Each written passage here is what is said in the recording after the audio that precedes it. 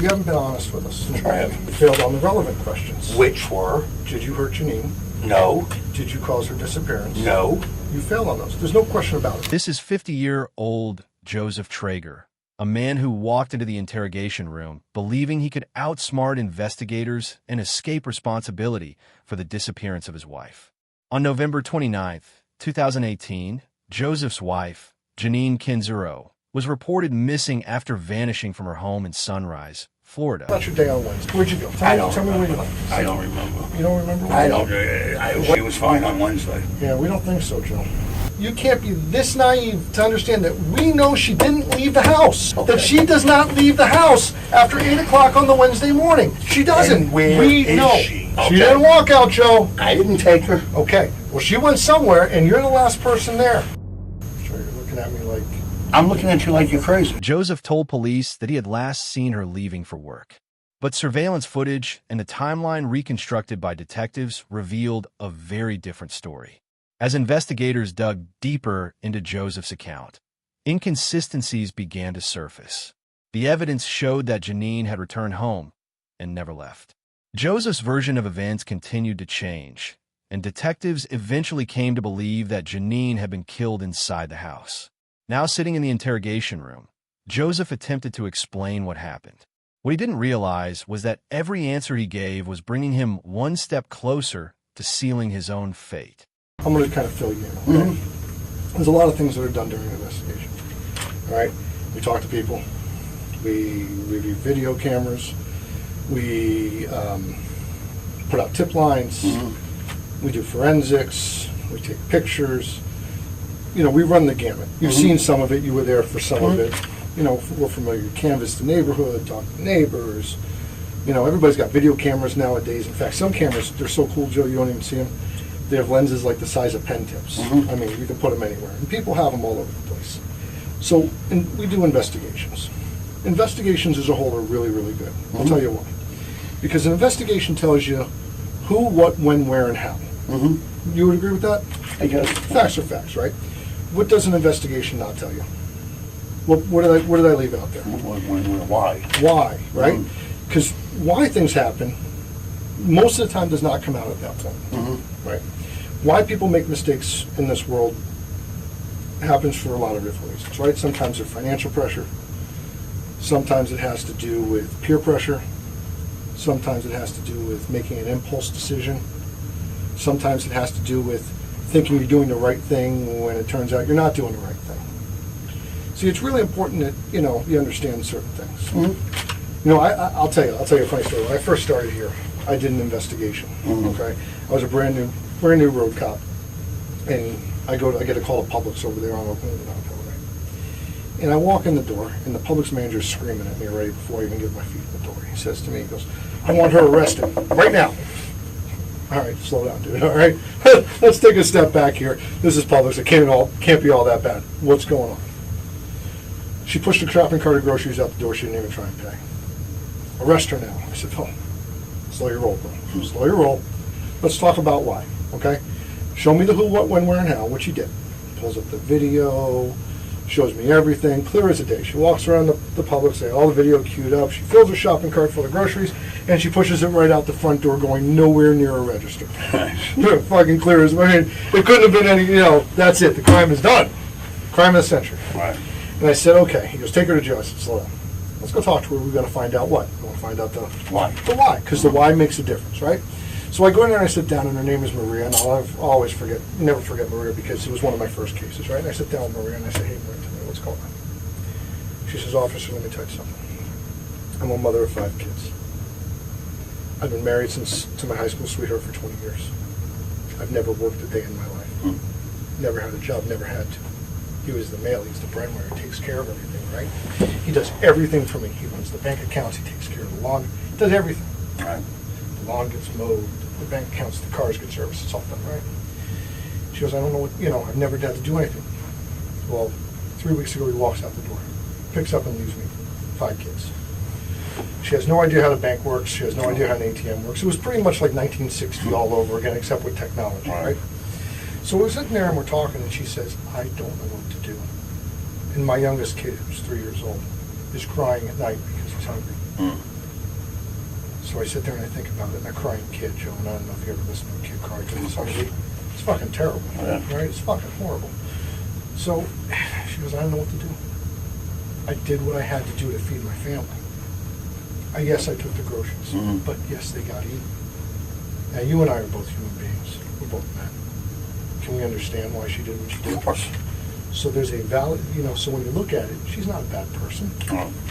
Not a bad person at all. She's a good person. She just makes a mistake. And it's not even a bad mistake. But when you look at the lie, Joe, it changes the situation, right? Mhm. What do you think happened that day? With her? Yeah. I don't know. When the Publix manager heard that, you think he wanted to press charges anymore? Probably not. Probably not, right? So we end up getting her the groceries. We end up making sure she gets groceries. She goes home to her family. She gets some services. It's all good. But what happens, Joe? What happens when I walk in the door to talk to her and I say, hey, tell me why? She goes, I got nothing to say. How do you think that situation would have turned out for her? It's not good. Right. So she's got to put herself in my spot. You put yourself in my spot, you look at it this way. If I have a situation, all right, we'll call it situation A and situation B. Mhm. Same situation, just two different sets of things, right? First situation, I go in and I talk to the person and I want to know the why, because the why is everything to me. Can't move forward without the why, right? Right. And the guy goes, fuck yourself. I ain't saying shit. You don't know shit, fuck you. Okay, but I've done an investigation, so I know the facts.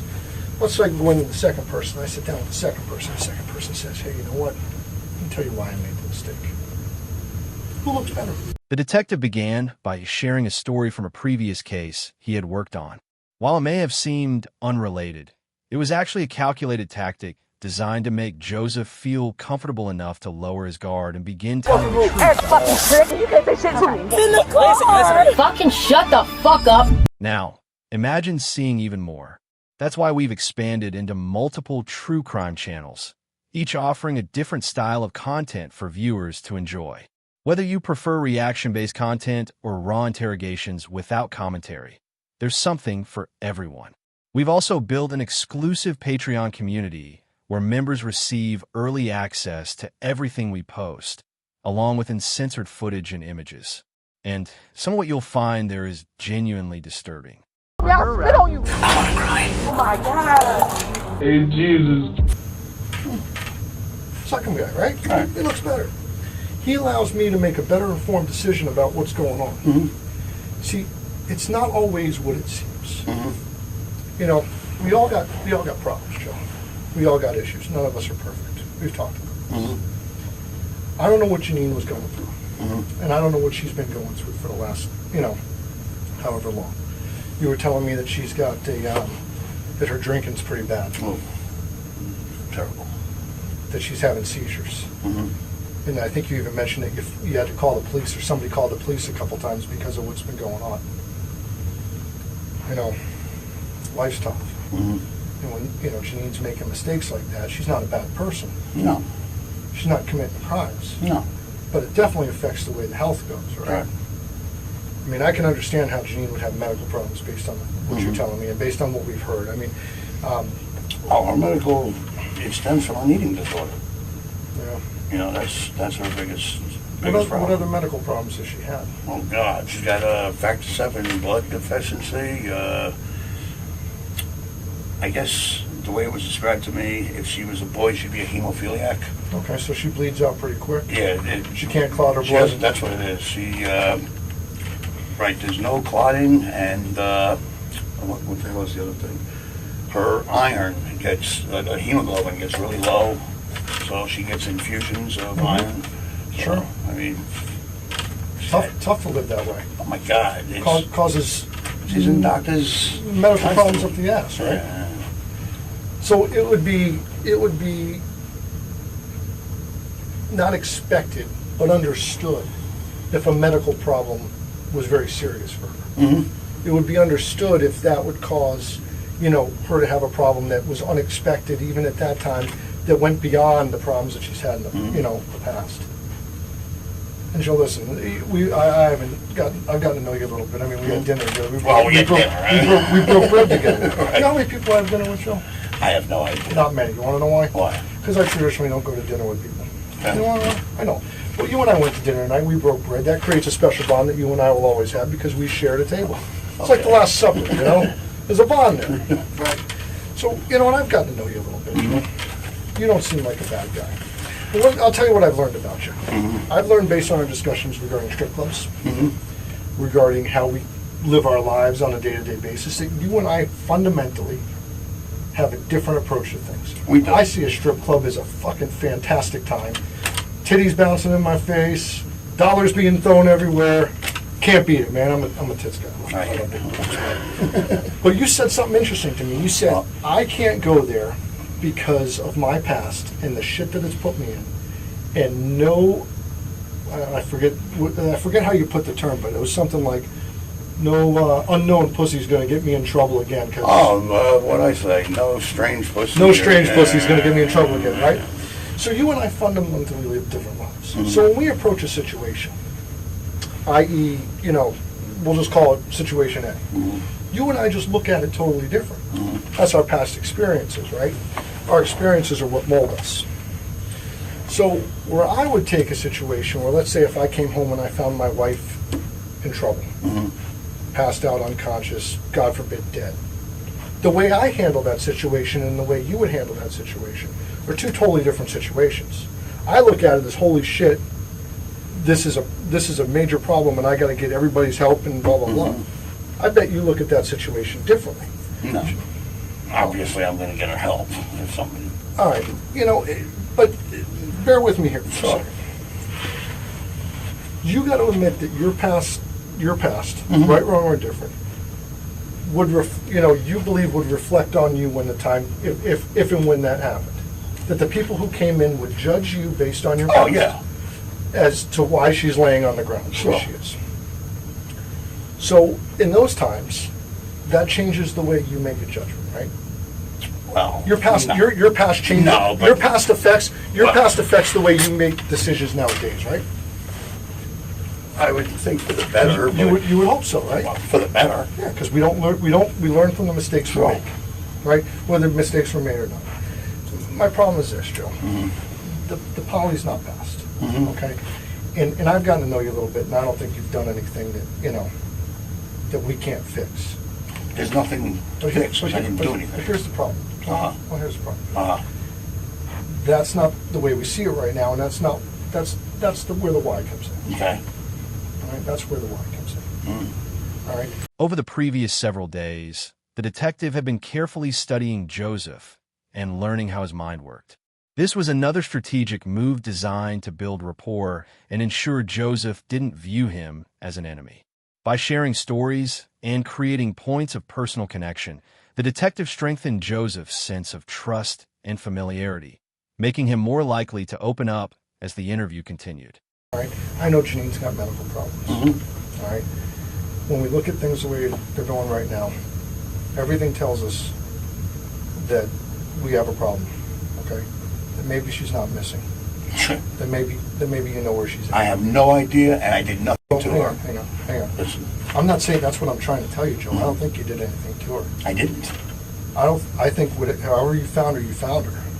You are Joe, let's talk about 100%. something. No, Joe, let's talk about something. you are wrong. All right, let's talk about I'm just saying from you're the wrong. standpoint. I've been known to be wrong before, but I don't think so in this Okay. case. All right, so let's talk about it from this standpoint. You said Janine's a gym rat, right? How many times in the last 3 years has she missed a day at the gym? Oh, a handful at the most. A handful. So what are we talking about? So we're talking about 365 days a year times 3 years, right? Let's round it off to 350. We'll make it easy. We'll call it 1,050 days, right? Sure. Out of 1,050 days, if you can say she missed the gym in a handful of times, Yeah. you would say that's a percentage of about 1%. It's much less than 1%. Much less than 1%. But Janine's missed the gym for 2 straight weeks, I understand that. And she's also been out of contact with everybody for 2 weeks. which is also extremely unusual. Totally unusual. Totally unusual, right? Way out of character. Yes. You know, if I went to your house and I said, and you called me and I got to your house and you said, hey, Josh, listen, my wife's not here. I say, you know what? Okay, fine. She'll be back. See you later, you know? But when somebody talks to their parents on a daily basis and they haven't talked to their parents in 3 weeks, Believe me. they don't go to the gym for 3 weeks. Bank accounts aren't being used. Let's call it what it is, Joe. What is it? She's probably dead at this point. I don't think so, and I sure as hell hope not. Joe, but here's the problem. What? Here's the problem. Unfortunately, you know, because you mentioned it to Detective Bozell, that you are, as the husband, The number one the suspect. number one suspect. Of course. So, but I don't think there's any malintent here. There's nothing. But go with my theory for a minute. I think you came home and found her. Not true. It is what it is. It's not true. Yeah, but it is true. It's not true. It is true to some extent, Joe. It is. All right, so here's what we got to do. Listen, we need to figure out how. Okay, because right now, we're going down a slope that's I guess it's a slippery slope. Right? All right, we're not going in the right direction. Okay. Okay. The way things are going for you, it's not looking the way you want it to look, and we can fix that because you haven't been honest with us. Sure I have. You haven't. The polygraph shows it. Well, Okay. what exactly did the polygraph? You failed. I failed on what questions? You failed on the relevant questions. Which were? Did you hurt Janine? No. Did you cause her disappearance? No. Those are the questions. You failed on those. There's no question about it. This is a fact. See, this is where we go back to the investigation. Okay. We go back to the facts, right? The facts are you failed on those questions. Okay. Now that's a fact you have to get past. See, I think you failed on the questions because, Janine put you in a tough spot. She put you in a situation that you felt like you had one of two options, and option one wasn't great, and option two wasn't great. See, Joe, I look at you, I look into your eyes, and I see it, man. You see what? That you're an emotional, loving guy Yeah, I am. who got put in a tough spot. Josh. Joe, tell me something. Let's go back. Let's go back to Wednesday, okay? Let's go back to Wednesday. You got to the house at what time? I don't remember. Wednesday morning, 8:15 or something. Okay. 7:45, 8 o'clock. I don't remember. 8:09. Was that 8:09? 8:09. Okay. Okay. 8:09. Car comes in, pulls in. We see the car pull in. Okay. All right. Neighbor's got surveillance cameras. Secure about it. Then you leave. Okay. You leave shortly after that. What time? Okay. That was 9:19 or something. Okay. All right. In that time frame, everything stops. The world stops for her. What do you mean the world stops? The world stops for her. That's, phone calls stop. Everything stops for her. Everything stops at that point. What stops? Everything stops. Phone I don't understand what- texts, phone messages. From who? Everything stops. Janine's phone stops. Oh, Janine's phone. Yeah, Janine's phone stops. Okay. Computer stops. But you're there at that point. Uh-huh. She doesn't leave the house, Joe. What do you mean she doesn't leave the house? Then where is she? She doesn't leave the house on her own that day. I didn't take her. Joe, if I come home and I find my wife not at the house on Wednesday night, at that point in time, I'm starting to make phone calls. But you're not. No, not true. You're not. Not true. We got the records, Joe. Now making the calls. We get up the next morning. I know she's not there at this point. All right.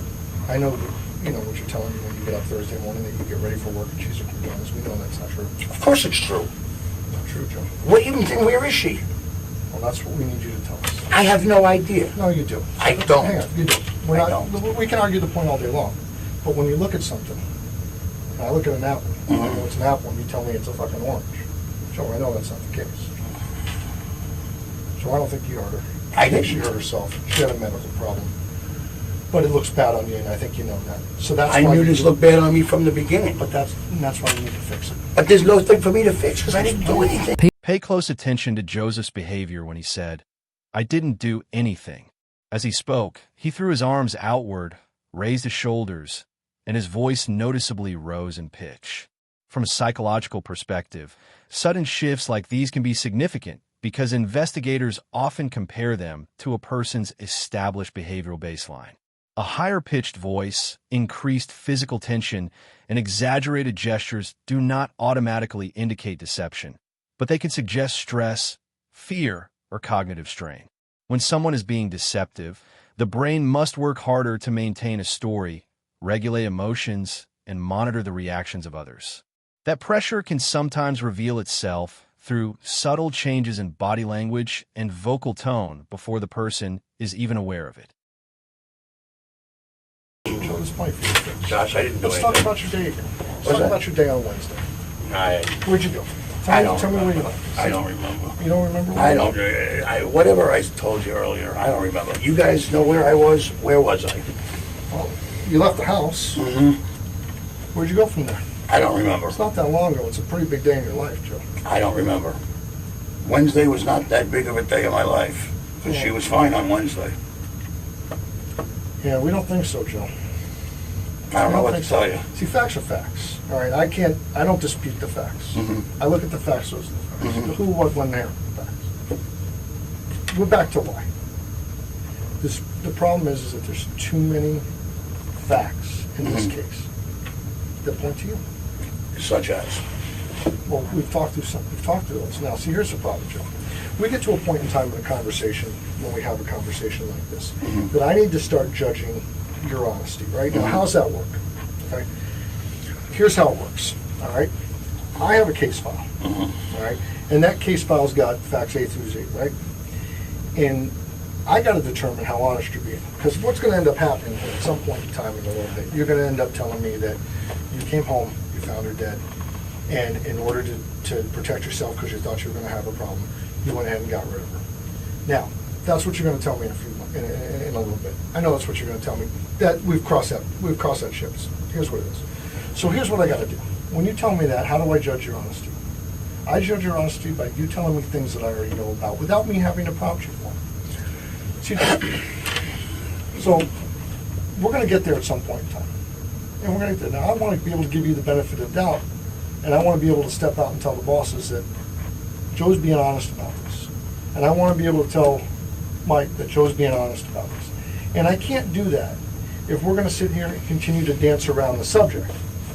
Now, we could do it all night. I mean, we could do it all night, but all that does is decrease the amount of authenticity with regards to you. Joe, you're not a bad guy. You're a good guy. I get it. And I don't think you made the best decision here. But I don't think it was malicious. Josh, I didn't do anything with her. Joe, that's not the way this is going to play out, because you and I both know that that's not the case. I know it's the case. So Now, here's, if Joe, you don't... hang on, Joe, listen. Joe, slow down for a second. Slow your roll here. No, I'm slow. And let's back up, Mhm. okay? We're going to have some tough decisions to make, Mhm. all right? And they're going to be based on facts. What we need to do with those facts is we need to put them in a different way. Mhm. All right, that's where you're going to come in. That's where you're going to come in. All right, what happened at the house when you first got there on Saturday, on Wednesday the 28th? What happened when you pulled up at 8:09? She didn't respond to you the night before. No. Okay, so what'd she say to you when you got to the door? I told you, we talked. I told her what I went through. She felt terrible. She said, I want you to come home. Okay, where'd you guys talk at? Right outside. On the patio. Did you ever go in the house? At some point, we went in. Okay, how long did you stand on the patio? I don't remember. I don't know. I don't know. I really don't. I don't know. Could have been 10 minutes, 20 minutes. I don't know. Okay, so what happens when you go in the house? We talked. What do you mean what happens in the house? She was fine. And she stayed fine.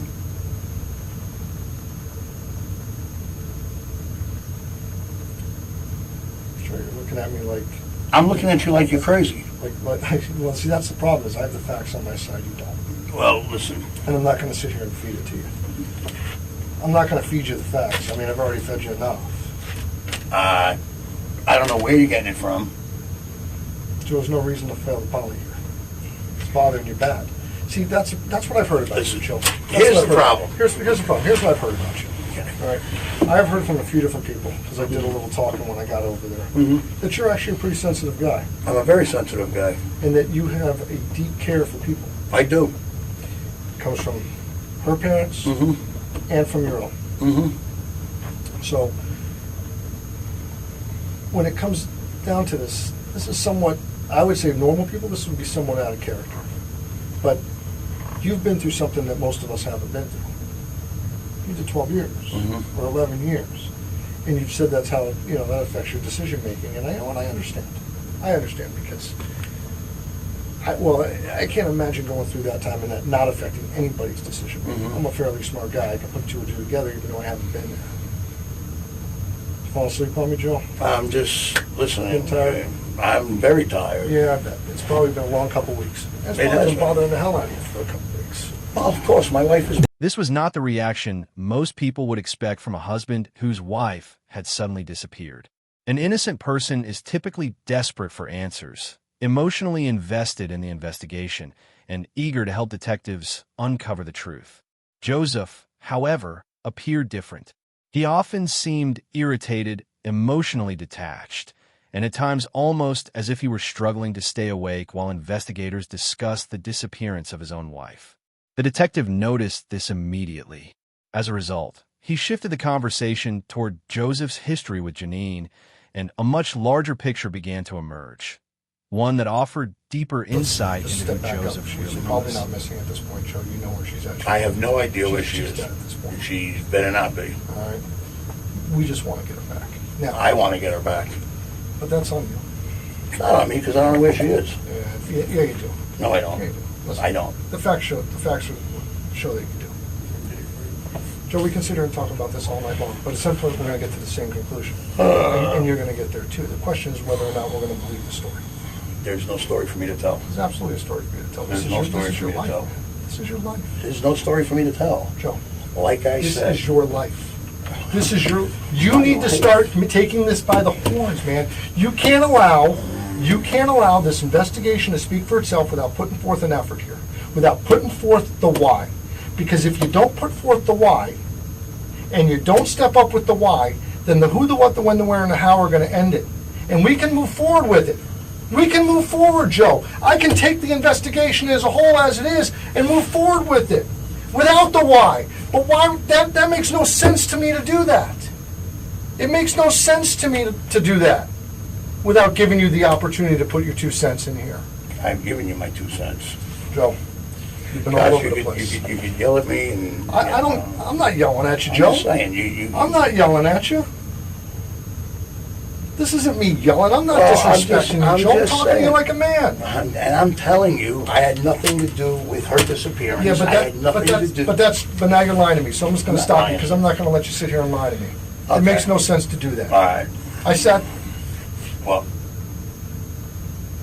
you know, you're calling me a liar. oh yeah, you're definitely lying. No, I'm not. Oh yeah, there's no question about it. Listen, well, I'm past that bridge with you, Joe. Okay. I'm past that bridge with you. All right. You're definitely lying to me. I'm not lying. It's a question of why.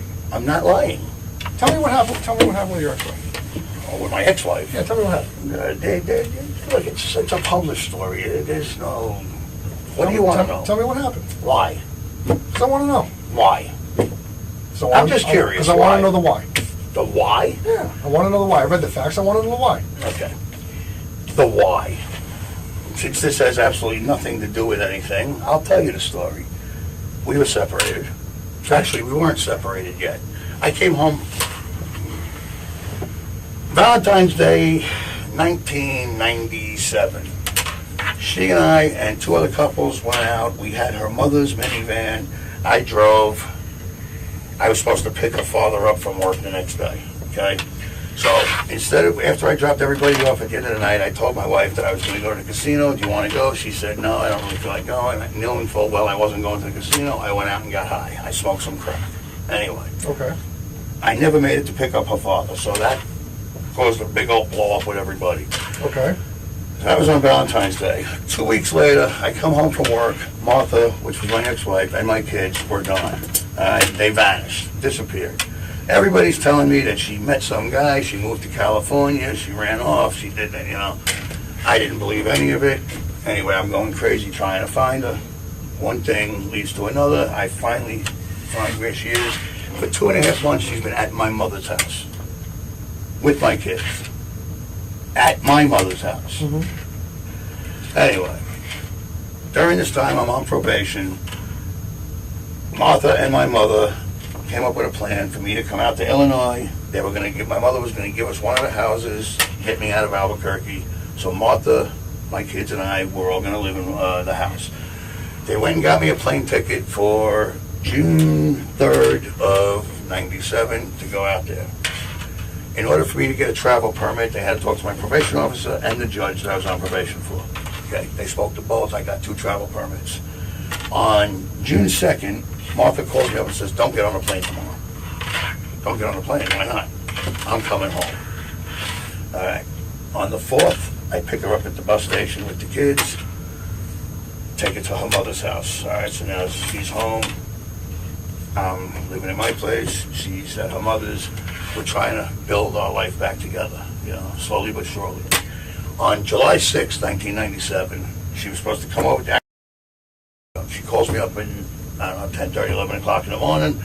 She's crying. I'm like, what's the matter? She's like, I need clothes. I got to find a job. I said, well, I'll tell you what, bring the kids. I'll take you guys shopping. We'll go see a movie. We'll go have a good time. We'll go do lunch, whatever. So she's like, all right. Well, she was supposed to show up at 2:30. Didn't get there until about 4:30. When she showed up, she was by herself. She didn't have the kids with her. She was at the gas station. She dropped the propane tank on a tow. Anyway, long story short, she and I were together. We were alone. We were sort of fooling around. Tell her, come on, let's go outside and smoke a cigarette. Go outside. Come back in, smoke another cigarette. And I'm taking this slow because I don't want to push, you know what I'm saying? I'm trying to get my family back here. Anyway, after like the third cigarette, we ended up in the bedroom and we ended up having sex. Okay? And I kept asking her, are you sure you're okay with this? I didn't want to push, you know what I'm saying? Like, because I'm trying to